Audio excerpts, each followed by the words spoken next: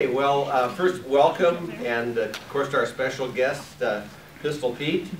Don't be shy about getting your picture with him if you want to.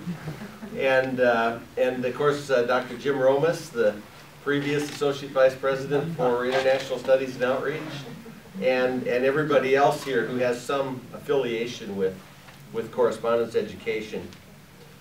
And I want to just, this is the moment to kind of just pause and reflect on what correspondence education is at OSU, and we're having a 90th anniversary celebration, and what does that really mean?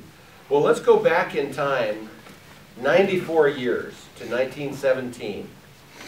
And in April 1917, the United States declared war on Germany, and what was just a European war became a world war. And food, engineers, and soldiers were in great demand by the Americans, and Oklahoma A&M was in a position to help with all of those.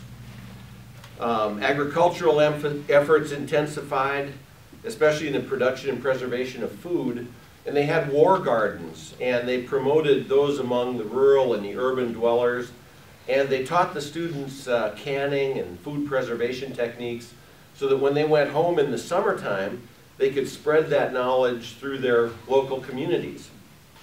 And on top of all that, there was a shortage of sugar. And of course, everybody likes something sweet once in a while. There's a great cake back there if you haven't had it. But there was a shortage of sugar.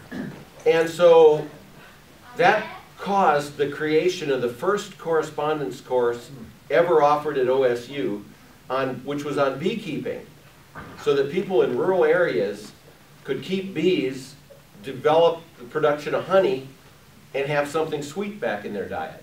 And that was the first correspondence course here at OSU. In 1921, OSU President James Eskridge recommended that a correspondence school be established at Oklahoma A&M, and here we stand 90 years later.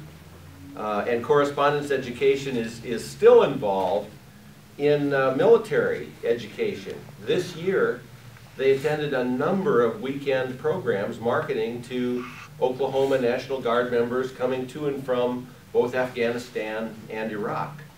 And so that's a long tradition of correspondence education, and also its involvement with the military, which is, I think, quite notable.